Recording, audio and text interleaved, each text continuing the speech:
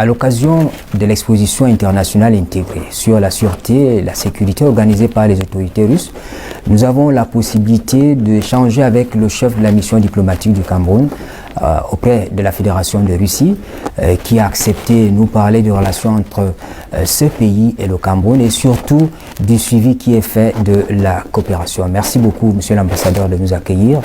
On sait que dans l'imagerie populaire, la Fédération de Russie, c'est une grosse affaire. Quelle est l'étendue de votre territoire de compétence?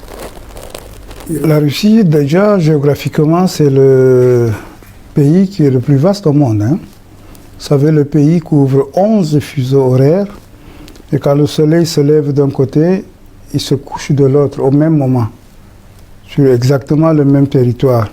Mais pour des raisons pratiques, on a réduit officiellement les fuseaux horaires au nombre de 6 pour que l'ensemble du pays puisse travailler de concert sans que ça perturbe trop les systèmes. Alors, pour vous situer, on dira que c'est un pays qui représente pratiquement le double de certains pays qui paraissent immenses par rapport à leur superficie. Et même par rapport à la Chine, la Russie est peut-être près de 2 fois plus vaste. Par rapport aux États-Unis, c'est à peine différent. Donc c'est un pays immense. Et la Fédération de Russie aujourd'hui est l'héritière de ce qui était à l'époque l'URSS, qui était un pays immense, avec des peuples très variés, très nombreux, répartis en républiques, qui sont aujourd'hui, depuis que le communisme a disparu, depuis que la plupart de ces États ex-socialistes se sont émancipés, entre guillemets, de la tutelle de Moscou, ces différents territoires sont devenus souvent des républiques autonomes. Et la Fédération de Russie aujourd'hui, où nous avons notre ambassade, est la plus vaste de la Fédération parmi les États. Et vous savez, notre ambassade couvre des pays comme l'Ouzbékistan, le Tadjikistan, le Kazakhstan, etc., etc. Ça représente à peu près 11 pays. Et je pense que sur notre carte diplomatique, notre ambassade est celle qui couvre le plus grand nombre d'États. Monsieur l'ambassadeur, l'option des autorités de Yaoundé aujourd'hui, c'est de redorer l'image du Cameroun à l'extérieur. Vous avez certainement vécu ces faits malheureux qui se sont produits aussi bien à Paris, à Berlin qu'ailleurs, où les Camerounais sont allés détruire nos ambassades. Ici à Moscou, on n'a pas beaucoup entendu parler de votre ambassade. Peut-être que c'était plus calme, peut-être que vous avez réussi à contenir les assauts. Comment ça se passe finalement? Nous avons suivi avec consternation ce qui s'est passé dans certaines de nos ambassades en Europe. C'est vrai, comme vous le dites, nous, on n'a pas eu cette situation extrême. À quoi c'est dû? Eh bien, pour l'essentiel, c'est dû à un contexte particulier à la Russie. En Russie, si vous ne vous tenez pas bien, pour dire les choses simplement, vous pouvez être expulsé tout simplement.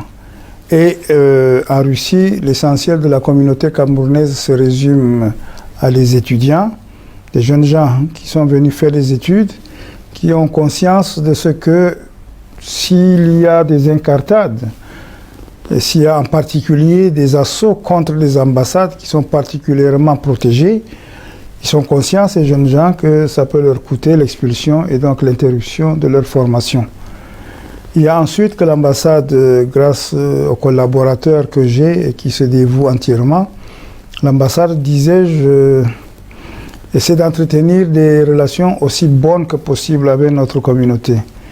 Et je n'en veux pour exemple que 2 événements qui peuvent paraître assez surprenants, vu de l'Afrique, vu du Cameroun, par rapport à ce qui s'est passé dans certaines de nos ambassades. Je vais parler des matchs de football qui ont été organisés. Nous avons organisé 2 matchs de football, des matchs qui ont opposé le personnel de l'ambassade à la communauté camerounaise, c'est-à-dire essentiellement à des étudiants. Des matchs de football qui ont été disputés sur le stade de l'université russe de l'amitié des peuples. avec à la fin une deuxième mi-temps qui consistait en une sorte de pique-nique. Donc 2 fois de suite, alors que dans certains pays, des éléments de la communauté camerounaise se sont lancés à l'assaut des ambassades et y ont créé le désordre que l'on sait. Nous avons eu la chance que les choses n'ont pas été jusqu'à ce niveau, et même que, je m'en réjouis, et même que nous avons pu entretenir 2 manifestations, je devrais dire, qui témoignent de relations au moins apaisées. Et je touche du bois, j'espère que ça va se poursuivre ainsi. Dans tous les cas, mon équipe et moi, nous faisons l'effort pour que les choses se passent ainsi. Monsieur l'ambassadeur, il y a un type d'accompagnement des Camerounais vivant à l'étranger. J'en cite pour preuve le projet DIAS Invest 237. C'est un projet mis en marche par le ministère des Relations extérieures. En appui, il y a l'Agence française de développement. Il accompagne les Camerounais ayant vécu en France et qui ont souhaité rentrer au pays. Est-ce que au sein de la Fédération de Russie, avec vos partenaires, on a ce type d'accompagnement? C'est vrai que vous avez dit tout à l'heure que votre communauté est essentiellement estudiantine. Oui, et nous avons suivi ce qui s'est fait par rapport à la France, mais vous dites que c'est essentiellement financé par le gouvernement français ou par les institutions françaises. Nous n'avons rien de tel ici. Nous avons pourtant une communauté de jeunes qui se sont formés, souvent qui se sont très bien formés, qui ont des compétences très pointues dans certains domaines, parfois dans le domaine des sciences de l'ingénieur. Mais il se pose un problème assez particulier à la Russie, c'est que nombre de nos étudiants, sinon la quasi-totalité, alors qu'ils sont bien formés dans des domaines précis. D'ailleurs, tout à l'heure, il y avait avec nous un jeune qui est diplômé de l'Université du gaz et du pétrole de Moscou. Eh bien, il travaille dans un domaine qui n'a rien à voir avec la formation qu'il a reçue. Nous avons des médecins qui ne travaillent pas dans le domaine de la médecine.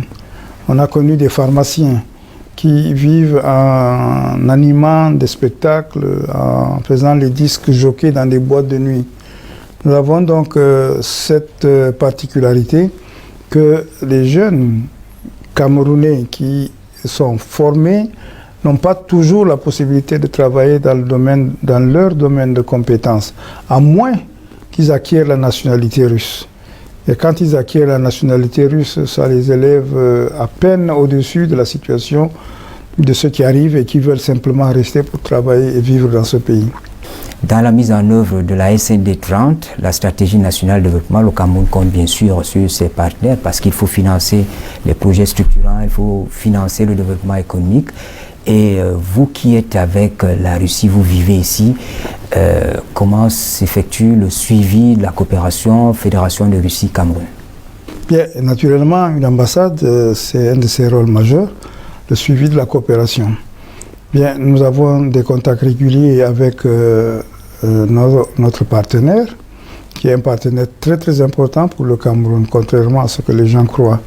Une structure existe qui s'appelle consultation politique, et ça va évoluer vers une sorte de commission mixte qui ne s'appelle pas ainsi, mais qui va reprendre pour l'essentiel la fonction des commissions mixtes traditionnelles, permettant aux 2 États de passer en revue les différents points de leur coopération et de décider de ce qu'il convient de faire, décider de ce qu'il convient de rectifier, de décider éventuellement de ce qu'il convient de rajouter. Donc la prochaine réunion va se tenir incessamment. Je pense que ça va se tenir au Cameroun. Et nous aurons suffisamment de travail à faire dans ce sens. Les relations sont donc au beau fixe. Vous êtes bien entouré, vous l'avez dit. Vous avez une équipe de collaborateurs assez compétente. Cela veut dire que le pays ne vous a jamais manqué? Le pays manque toujours. Le pays manque toujours. Et c'est toujours avec un bonheur immense que je prends mon congé chaque année pour aller revoir le pays, pour revoir la famille, pour respirer l'air de chez nous. C'est toujours avec un grand plaisir que je vais en vacances au pays. J'ai la chance, et ça m'aide à supporter l'éloignement par rapport au pays, J'ai la chance de bénéficier de deux choses importantes. Les facilités que les autorités russes nous accordent en tant qu'ambassade, et c'est le premier point. Le deuxième point, c'est le fait que je dispose d'une équipe de collaborateurs qui, jusqu'à ce jour, se sont montrés particulièrement dévoués, des collaborateurs qui sont très compétents et qui permettent de régler la plupart des problèmes qui se posent à nous. L'ambiance, d'une façon générale, vous avez pu le constater. Vous nous avez vus à l'œuvre, vous n'auriez pas été là que ça aurait été exactement la même chose. Nous vivons dans une ambiance qui est agréable, on va dire.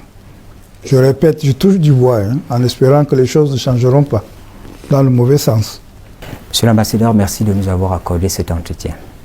C'est moi qui vous remercie. C'était donc l'ambassadeur du Cameroun auprès de la Fédération de Russie qui, au détour de la tenue à Moscou de cette exposition, la 13e d'ailleurs, exposition internationale intégrée sur la sûreté et la sécurité, a bien voulu nous recevoir pour cet échange. Mesdames, Messieurs, merci de nous avoir suivis. Bonne suite des programmes sur la CRTV.